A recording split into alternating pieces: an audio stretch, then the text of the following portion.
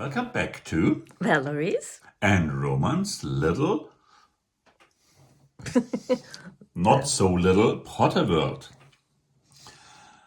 Last video was a little bit funny because we had a very nice video about parts from Brick Enthusiast, but not so many people watched it.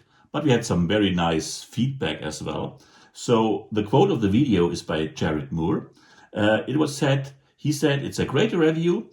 We will be looking forward getting some of the pieces too. So good for Brick Enthusiast. But obviously I went too far for a specialist here. And so I want to turn back to our main project now, the Hogwarts Castle. And you see, it has grown quite substantially. Mainly what you see here and what we'll focus in that video here is the Viaduct Entrance here. And we'll talk about that in a moment. I also started adding the back part here towards the hospital wing. But this will be another video and it's not finished yet. So this is just a quick, peek Valerie just showed you. Actually, there's a series now on Hogwarts as it's progressing. And I also created a video list for you if you haven't seen the other videos. Because actually quite a number, actually thousands of people have seen the progress of the castle now. So still I want to just quickly reiterate what we really see here. We started here with the Great Hall. As you see, we changed it quite a bit. So this is the old style. I think it was 2019 when Lego started releasing that Hogwarts here.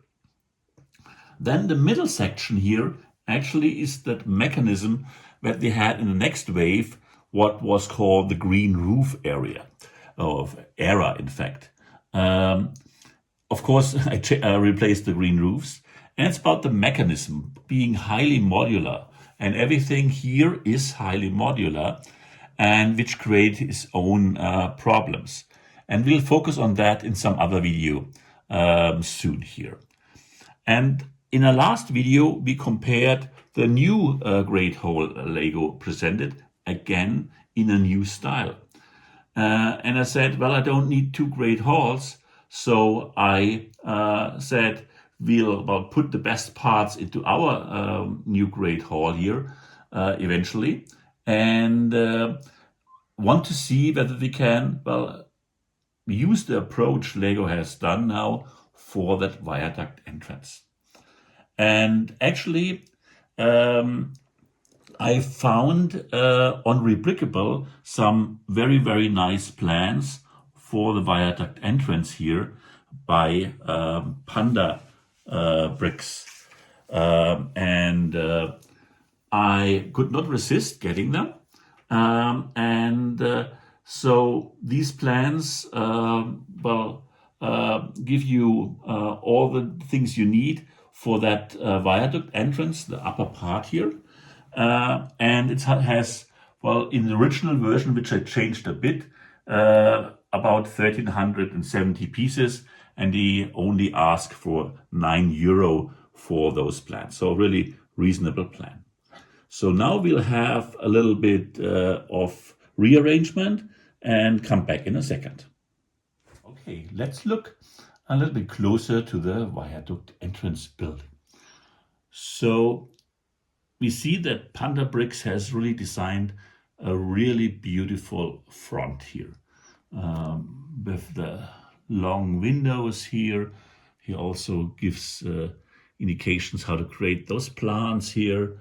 A lot of detail goes on. It's really lovely. He has a very interesting technique, a mixed technique for the side towers here. Actually, I found a little bit better way of with doing this without a gap here. This was inspired by the British Duncan and Egg Bricks Hogwarts. He has the style of the new Great hall here. If you turn around, I added a few windows here.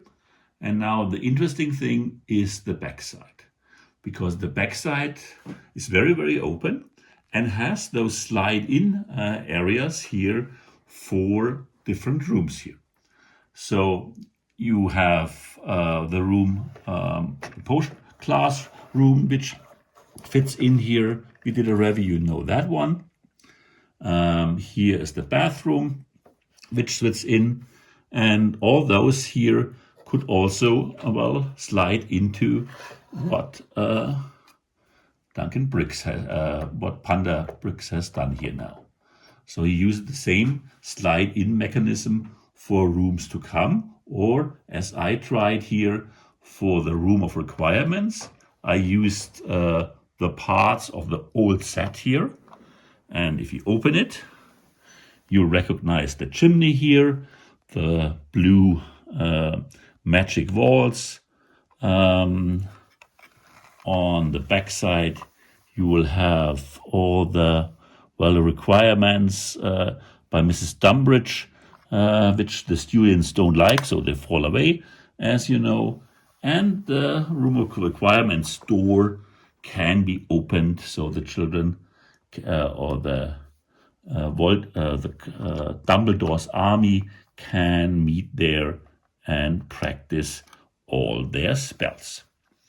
So this is the idea which I meant how the new Great Hall is created. So a very nice front. In the back, you have a very, very modular approach of getting different rooms that you either bought or created yourself.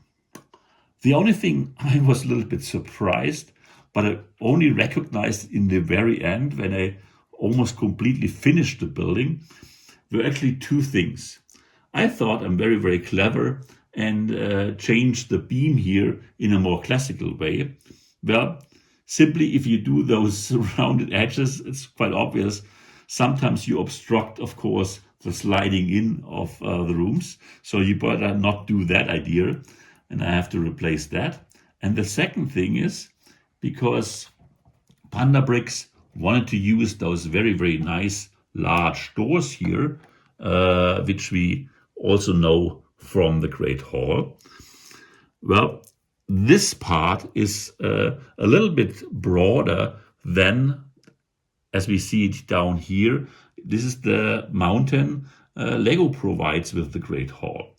And so even that long mountain is not large enough for the new viaduct building. And this also creates some size and scale problems in the complete Hogwarts. He also provides now plans for this one. So the plans for the viaduct building, it's about 1,400 pieces. He asks €9 for that. And for an improved or enlarged version of the hill, very much in the same style, he asks €5, and it'll spell out to about 430 pieces if you do it in that style. In total, I would say it's a wonderful building. It's a very good design. But we do run into certain limitation this new approach has. You cannot build into that direction because everything is open. So obviously we'll see that Lego's castle will stop here in the end. So we will not get anything built in that direction, to my understanding, because you simply can't really do that. Maybe Lego proves me wrong in time coming, but we'll see. And I probably say that Lego's version will be smaller. And I'm curious if they also include that sliding in mechanism, because if they do so, it has to be, well, same width as we see here now. So probably Pandabricks design is not so far away. This is my current estimate to what Lego will present to us probably in a year or some more months from now. I really like it. I think it's a good approach. And I personally will have to work on more custom brickworks, because I cannot really live with that kind of boxy rocks here. It just has too much of a shoebox in my feeling here. So that will be changing. We like it more natural. Absolutely. And Brick Hog from Austria, for example, which has probably the most beautiful Hogwarts at the moment in that scale here, roughly. It's even, I think, a little bit bigger than this one here. But he raised the bar now currently for the most complete one. And I show you the picture now. I think you will agree that this is a beautiful Hogwarts. So let's see how far we get, and what approaches we'll take to get that thing in the end completed. And we have to buy a new house well, for Hogwarts Castle. Well, we almost did, but we didn't do that. So yeah, size is a problem with that kind of Hogwarts if you try to do that. But we'll come back to that in some other videos. So thank you very much. Don't forget to register for our channel, and see you back next time. Bye-bye. Bye-bye.